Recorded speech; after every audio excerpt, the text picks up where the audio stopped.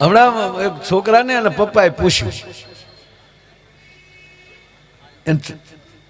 પપ્પાએ કે બેટા, એ પાછો મારી સ્કૂલનો વિદ્યાર્થી હતો, 7મું ભણતો હતો. એ કે બેટા તું માયાભાઈની સ્કૂલમાં ભણે છો તો એક પ્રશ્ન પૂછો ને પપ્પા, કે આ માખી ઉડે છે. સાહેબ અમારા આપણે ગામડામાં એક રિવાજ હતો, જેના ઘરે માખ્યું ન હોય ને એના ઘરે મહેમાન ન આવતો. માખીને રહાવાળ કહેતા હતા. અને માખ્યું એની જ ઘરે હોય જેની ઘરે દૂધાણા હોય, જેની ઘરે સાસુ ફેરાતી હોય, ત્યાં બહુ માખ્યું હોય. અરે મહેમાન આવે અને આમ ઓસરીની કોરે નેવું હોય ને, એ નેવા પાસે આડી હોય, આડી પાસે રવાઈ બાંધેલી હોય. આ તો તમે જેને ન જોયું એને નહીં લાગે કાંઈ, પણ રવાઈ બાંધેલી હોય. મહેમાન આવી અને યોગેશભાઈ એ રવાઈ સામું જોવે, એ રવાઈ રીઠી હોય ને તો મહેમાન ખોટી થાય. એની પેલી ખબર પડી જાય કે ઘરમાં અહીંયા સાસ દૂધ હશે, અહીંયા ખોટી થવાય. બાકી હાવ કોરી પડી હોય રવાઈ અને માખી ન હોય. માખી જ્યાં દહીં હોય, દૂધ હોય, માખણ હોય, એ ઘરના વાડના હેરડીના ગોળ કઢાવ્યા હોય, એના એમ કહેવાય ઘડા ભર્યા હોય, એને રહાવેળ કહેતા. એટલે આ ભાઈ ટૂંકમાં રહાવેળ વાળા જો ને, મારે એટલું કહેવા હાટું ઠેઠ ત્યાં જવું પડ્યું. બહુ સરસ વાત. એટલે માખ્યું બહુ હતી એના ઘરે. એટલે કીધું કે બેટા માખ્યું જેવું એટલી બધી ઉડે છે કે હા પપ્પા, તો એમાં કહી દેજો કે કઈ મેલ છે ને કઈ ફિમેલ છે, નર કેટલી માદા કેટલી છે, ટૂંકમાં માખી કેટલી છે માખા કેટલા. હવે માખ્યું ઉડતું હોય એમાં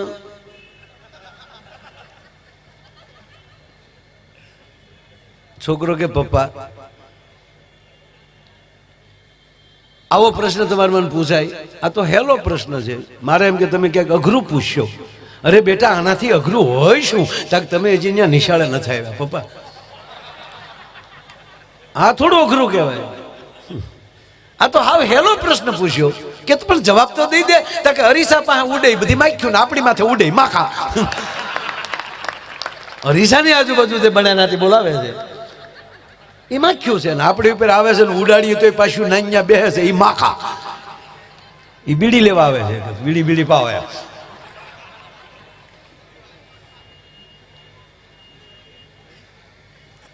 જીવન ઈશ્વરે આપણને મોજ કરવા આવ્યું છે ને આ તમે સાંભળજો, વર્તમાન પરિસ્થિતિ એવી છે કે 100 વર્ષ કેમ વયા જાય ને ખબર નહીં પડે. હકીકત અત્યારે દી કેમ વયો જાય ખબર નથી રહેતી, તો 100 વર્ષ વયા જતા વાર નહીં લાગે. એટલે કહું છું કે જીવન એવું જ જીવજો કે તમારી આ ઉંમરની યાદી તમારી મહેફિલમાં ખોટ વર્તાય તોય ઘણું છે, આપણે ન હોય. અને જ્યારે ખોટ વર્તાય, હમણાં એક જગ્યાએ મેં ખરેખર ગયા, ક્યાં ગયા આસ્થા ચેનલ, હા મેં બેઠો, હા એ મને આજે લેવા ઈ આવ્યા. હા ગોપાલભાઈ કેમ તમે હલતા નહીં ખડી? Thank you.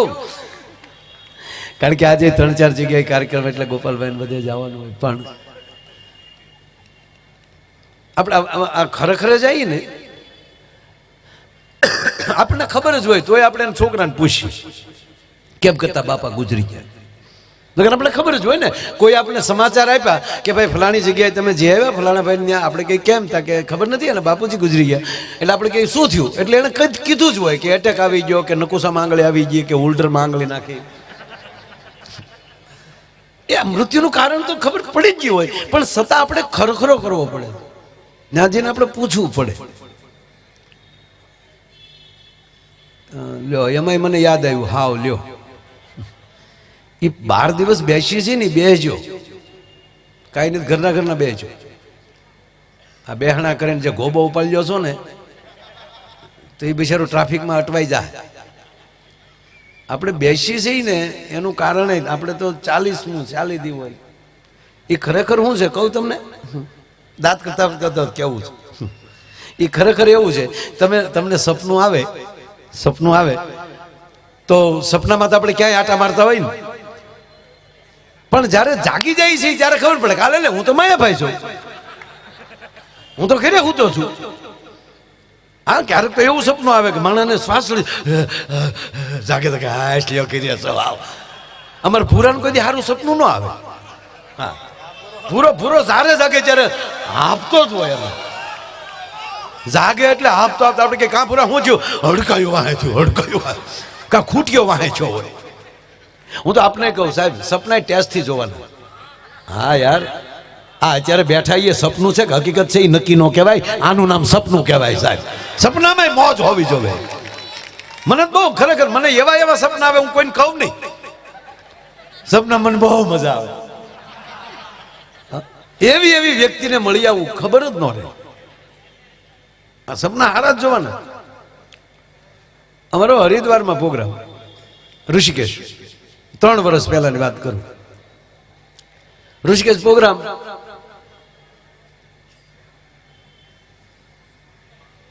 એ બાજુ હરિદ્વાર કે ઋષિકેશ હોય તો હું 2-3 દી અગાઉ જાઉં.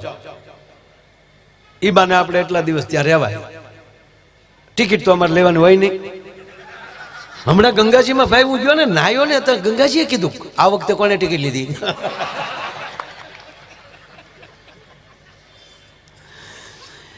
જીવન એવા જીવી નાખજો, સ્વર્ગની ટિકિટ નહીં લેવી પડી, એ તમારો સદગુરુ ટિકિટ લઈ લે ભલામણ. હા, પછી કાંઈ જરૂર રહેતી જ નથી યાર. એટલે હું જાતો હતો, એટલે ત્યાં દિલ્હીથી દેહરાદૂનની પાછી ફ્લાઇટ ચેન્જ કરતો હતો. એ ફ્લાઇટમાં બેસવા ગયો અને ભાઈ સવજી કાકાનો જ કાર્યક્રમ, સવજીભાઈ ધોળકી, તેનો ફોન આવ્યો મને કે માયા ભાઈ કેટલે? મેં બસ જો દેહરાદૂન વાળી ફ્લાઇટમાં દિલ્હીથી બેસું છું, વધીને 45 મિનિટમાં મેં ઉતરી જાઉં. ફ્લાઇટમાં બેસી ગયો. મને કે સારું, આ ધ્યાનથી વાત સાંભળજો, તમને ખબર પડે. જો તો ખરા હું આવશે. વસણભાઈ કીધું એમાં જરાય ખોટું નથી. આજે મારું નક્કી જ નથી અમારું હું કરવું. ઈશ્વરનો માણસ છે, મને શબ્દની ખબર પડે. બે આનંદ કરીએ. એટલે મેં ગોવિંદ કાકા મને કીધું, મને કે ના માયાભાઈ તમારી માટે ગાડી સાજીદા મિત્રોની તમારી 2 એરપોર્ટની બહાર ગાડી ઊભી છે. મેં કાકા વાત સાચી, પણ મેં કીધું પછી એમણે બહુ મોટું આયોજન કરેલું, તમામ એના સ્ટાફને લઈ ગયેલા.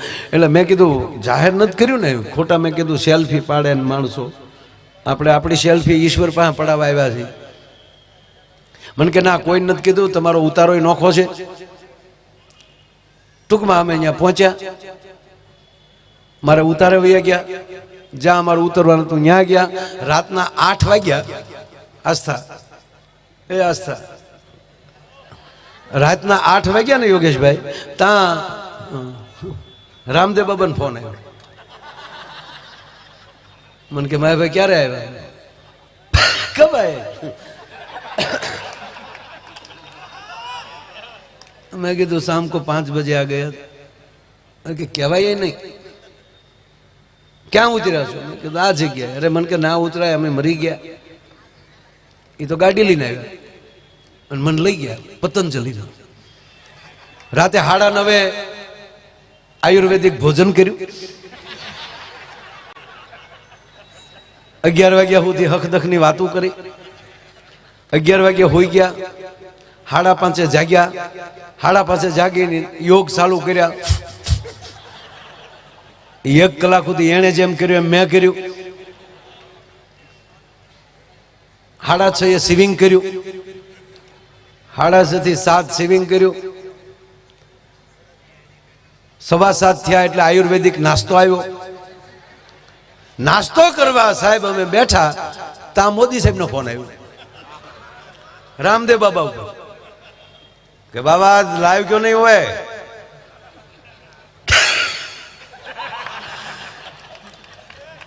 आज मैंने देखा री रिकॉर्डिंग था, आप लाइव नहीं थे। रामदेव बाबा के लाइव क्यों? माया भाई आए, अपना माया भाई। हाँ, आज हम दोनों साथ में। अब क्या कर रहे हो? बस नाश्ता करने की तैयारी। अरे साथ में नाश्ता करेंगे, मैं आ रहा हूं। अब वड़ा प्रधान ने तो निकलता हूं वाल लागे। 45 मिनिट थई ત્યાં સમાચાર આવ્યા કે એ દેહરાદૂન ઉતરી ગયા છે, 20 થી 25 મિનિટમાં સાહેબ પહોંચે છે. સાહેબ આ ફોન પૂરો થયો અને મારે જગાઈ ગયું.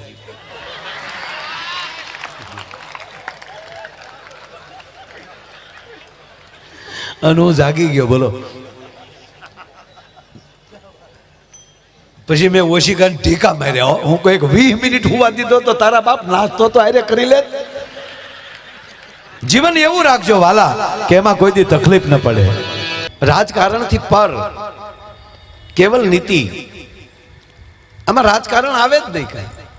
અને ત્રીજી વાત એ કહું કે જ્યાં હુકમ થઈ જાય, જ્યાં આદેશ થઈ જાય, જ્યાં આનંદ થઈ જાય, પછી એમાં હાર જીતનું આવે જ નહીં. એમાં ફતેહ જ હોય. એમાં અર્જુન જેથી કૃષ્ણને કહી દે ને કાલે આ ઘોડાને લગામ તારી પાસે, હવે તારે જા મારા રથને લઈ જાવ. પેલા શરૂઆતમાં થયું, મને એક ભાઈ પૂછ્યું, મને કે યોગેશભાઈ એ કે આ અર્જુન અટવાણો કેમ? મેં કીધું એને ખબર, એને બેઠા વેઠ કહી દીધું, હુકમ કર્યો, ગુરુને હુકમ કર્યો. બોલો.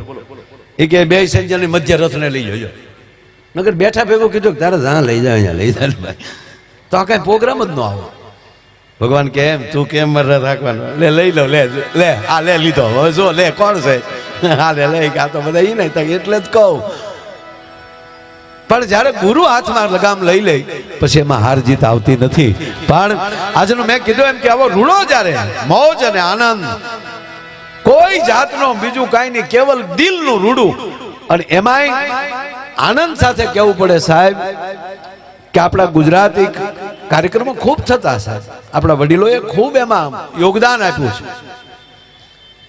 પણ આપણી ગુજરાતી ફિલ્મમાં આપણે કાંઈક ફિલ્મમાં ગૌરવવું હોય તો રેકોર્ડિંગ કરવા મુંબઈ આવવું પડે. અને મુંબઈના જ આપણા હિન્દી કલાકારો બહુ સારા, આપણા પવિત્ર કલાકારો, એની પાસે આપણે ગીતો ગૌરવવા પડતા.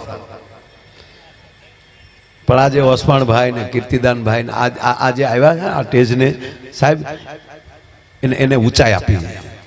અને એટલું નહીં, આજ એ હિન્દીવાળા ભાઈઓને, મુંબઈવાળા ભાઈઓને, મારા ગુજરાતી કલાકારોને સાહેબ એના રેકોર્ડિંગ આવા કરતા હોય એટલે ઇન્ટરનેશનલ જેમણે સ્થાન પોતાના પ્રાપ્ત કર્યા છે.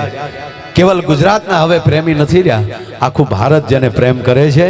અને એટલું નહીં, મને આનંદ તો તેથી થયો યોગેશભાઈ કે જેથી દિવાળી ઉત્સવ કાશીમાં ઉજવાય, અરે ત્યાંના મુખ્યમંત્રી આપણા યોગી આદિત્યનાથ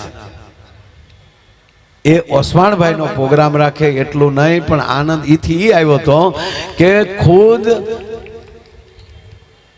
આદિત્યનાથજી યોગીજી એ ખુદ ઓસમાણભાઈ ને રજૂ કરતા હતા સાહેબ કે હમારે ઓસમાણભાઈ મીરા. આનાથી આપણે બીજું શું ગૌરવ લઈ શકીએ? અને એ ઓસમાણભાઈ જ્યારે અહીંયા ઉપસ્થિત હોય, એ તો ગણપતિ કરવા મળ્યા. મેં કીધું ના ભાઈ, આવડા મોટા માણસને ફાઉન્ડેશન બાંધ્યા વગર કેમ મારે બેહાડો એમ. અને એવો, અને પાછા આજ તો જોટો એ છે, બાપ દીકરો બે બેટો બાપ તણે ચીલે ચાલે ના થતો જનની કામ જણે વહમું લાગે વેલ. એમનો દીકરો પણ અદ્ભુત ગાય. અને 72 વર્ષના દિવસે પૂજ્ય મોરારી બાપુ પાસે જે બાપ દીકરાએ જે આનંદ કરાવ્યો, એકવાર તાળીઓના ગળાથી આપણે એને વધાવીએ અને વિનંતી કરો બાપ, જેમ આહાડની એલી આવે અને વરસાદ આવે ને બાપુ, મેં હમણાં જ્યાં સંત ગાયો, દવ ડમક ડમક દાદુર દવ ડમકત ગાયકત મોર મલાર ગિરાંતમ પિયો પિયો શબ્દ પુકાર ચાતક ક્યુ ક્યુ કોકલ કંઠ ગિરાંતમ ગળન ગળન ન ભોત ગણાતન ગળન જીવન શિખર ગજે. ઘણું બધું આવડે પણ બહુ બોલું નહીં. આ વર્ષો તમે સાંભળો, અમે દરેક કલાકારો ગાતા આવીએ, આમાં કઈ સમજાણું? અમને નથી સમજાણું, તમને ક્યાંથી સમજાય? અરે હકીકત કહું તમને, મજા એમાં જ આવે જેમાં સમજાય નહીં. એમાં સમજી ગયા પછી નહીં મજા આવે. આ મને સુરમાં સમજણ પડવા મળે પછી, હવે હાર્મોનિયમ તો નથી આવડતું પણ પહેલા નહોતું સમજાતું નહોતું ને તેથી હું ગાયક આ બધું ગાતો. હવે ખબર પડી કે આ સુરેથી અહીંયા જવાય. અને પાછું એને મેળ ઓસમાણભાઈ એના સુરનો કરી નાખેલો હતો. મેં કીધું આપણે ફેરવવું જ નથી, એના સુર એટલે થોડુંક બળ પડ્યું. આ કઈ મોટાના પેગડામાં પગ કેમ નાખવો ભાઈ? પણ વાત એ છે, એ જે સંત જે છે એ ઓસમાણભાઈ આપ તો જાણો છો, વરસાદનો ને ધરતીનો સંત છે. મેહુલાનો અને ધરતીના મિલનનો. અને મેહુલાને બેટા ઘડીક તું રહેવા દે, એ તું ઘડીક બેસી જાય મારા દીકરા. आजा रे माही तेरा रसता वो देख लिया. નહીં નહીં બધું હિન્દી બોલે ને પાછું હિન્દી સમજે એટલે મારું કે સમજે નહીં કોઈ. મૂળ વાત અહીં એક જ સેકન્ડમાં મારે રજૂ કરવા, 1 સેકન્ડમાં હું 1 મિનિટમાં. વરસાદનો અને ધરતીનો આ સંધ છે કૈલાસી. વરસાદને ધણી કીધો, પુરુષ પતિ, અને ધરતીને સ્ત્રી કીધી. અને કાક બાપુએ તેના ઉપર અદ્ભુત લખ્યું છે કે આવ્યો રે ધરતીનો ધણી મેહુલો અને લાવ્યો કાંઈ ચુંદડીની જોડ. અને પાછો મેહુલો કોણ આવે છે? એની જાંદડિયું વાદળિયું છે. મેઘરાજા એ ગર્જનાઓ કરે છે, ઢોલ વગાડે છે, અને આવો ગાંજતો વાજતો એમ કહેવાય કે વરરાજો આવે ત્યારે ધરતી રાજી થાય. એટલે આપણે પુરુષ છે ને બધા એ બધા મેહુલા છે. અને મારી માવું છે એ માં ધરતી છે. મેહુલા પાછા મન ફાવે એમ આવે. યોગેશભાઈ, મેહુલો તો ગમે ત્યારે આવે છે. ને હમણાં પાછી આગાહી આવી છે કે 2 દી બોય બહાર ન નીકળતા. એટલે અમુક ના મેહુલા તો હરવડે આવે. હા હરવડે હું છે પછી જમવાનું કેમ છે? કોઈ પણ પરિસ્થિતિમાં મેહુલો આવે પણ ધરતી રાજી થાય. એમ ધરતી એકલી રાજી નથી થતી, ધરતીના તમામ જીવ રાજી થાય. ઘરનો મોભી આવી જાય તો ઘરનો મોભી આવે ત્યારે એકલા ઘરે એમ કહેવાય કે ધરિયાણી નથી રાજી થતી, એનો આખો પરિવાર રાજી થતો હોય. એમ મેહુલો આવે ત્યારે ધરતીનો એક દવ ડમક ડમક દાદુર ડવ ડમક ડેડકા મળે ટ્રાઉ કરવા. હવે ડેડકા બોલે કોઈને ગમે? આપણને ન ગમે, પણ આપણા કાન એવા ન હોય ને એટલે. કોણ બોલે છે એની કરતા કોણ સાંભળે છે ને મોટામાં મોટી વાત છે વાલા. કાન કોના છે? હવે ડેડકા બોલે કોઈને ગમે? હવે રામાયણમાં જોઈ લ્યો.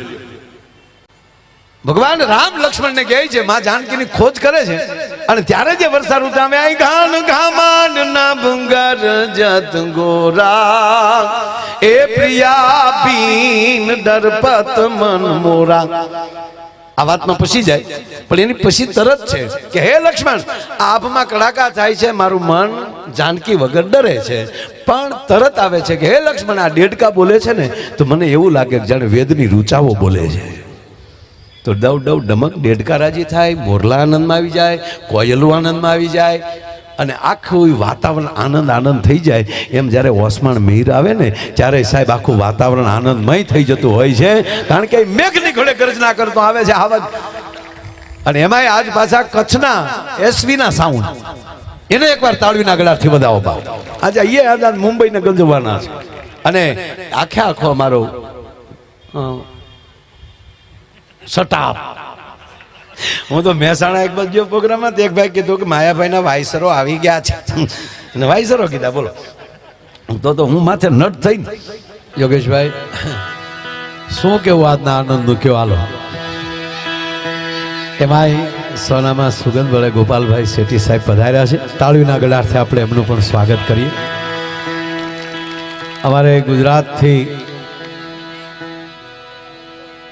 ગૌતમભાઈ ગેડિયા એ પણ પધાર્યા છે, એમનું પણ અહીંથી હાર્દિક સ્વાગત કરીએ છીએ.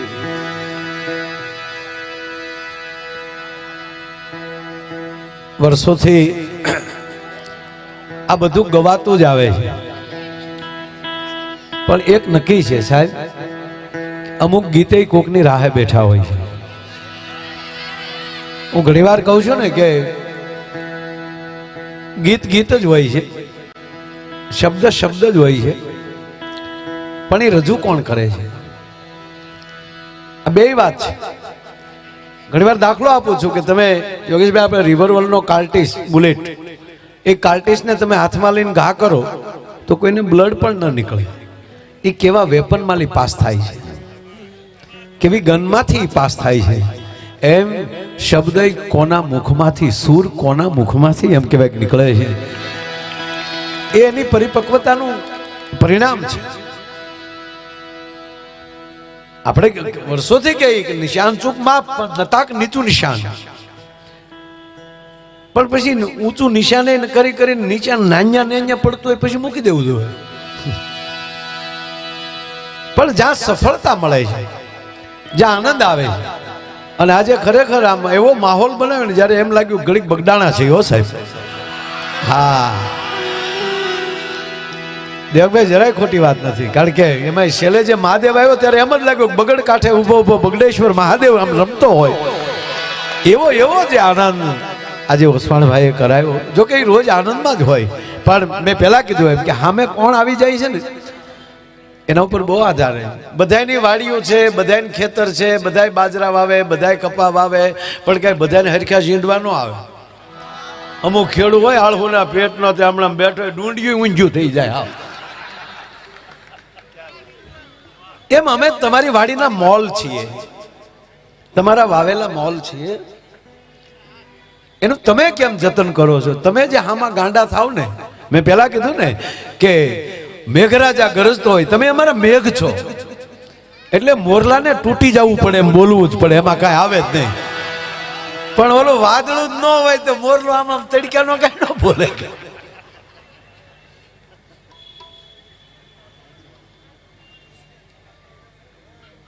ભગવાન મહાદેવને ખૂબ યાદ કર્યા. મહાદેવ તો મહાદેવ છે સાહેબ. એને તમને વેદનો મંત્ર આવડતો હોય તો પણ એ ગાવ તો એ રજૂ એમ કહેવાય કે દાદો હામો રજૂ થઈ જાય. કોઈ ગામડાનો કોઈ માણસ અથવા તો કોઈ કવિ, કોઈ ચારણ કવિ, હમણાં જ કાગ બાપુની રચના બજ હો મન ભીમનાથ શંકર ભારી, તોય મહાદેવ રાજી થાય. એ ક્યાં કરો, આપણે ગામડાની ભોળી બાવું, ભોળી માતાઓ શ્રાવણ મહિનામાં કેવો રારે ગાવો તમે શંકર ભોલા, તને ચડે છે ભભૂતિના ગોળા, એવો રારે ગાવો તમે શંકર ભોલા. હે મહાદેવ, અમે તને શું આપીએ? અમે તને ભસ્મ આપીએ, અમે તને જળ ચડાવીએ કે તને ચડે ભભૂતિના ગોળા, ઓરારે આવો તમે શંકર ભોળા. કહેવાનો અર્થ ભોળાપણાનો નાદ થઈ જાય તોય ભોળિયો નાથ આવી જાય. આપણા 12 જ્યોતિર્લિંગ છે, એમાંથી દરેક જ્યોતિર્લિંગના અલગ અલગ ફળ છે. શિવ પુરાણમાં એના અદ્ભુત પુરાણો પુરાવા સાથે. તમને દેહ પીડા હોય એટલે સોમનાથને ભજી લ્યો એટલે દેહ પીડા વહી જાય. હા, 12 નું છે, પણ મારે કેવું હોય વ્યવહાર ના થતું હોય તો મલ્લિકાર્જુન ને ભજી લ્યો એટલે હાંધો થઈ જાય.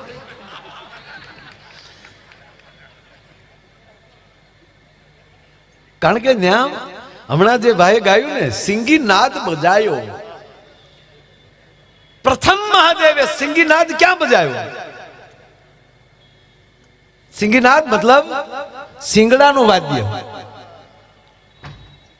નંદીના સિંગનું વાદ્ય.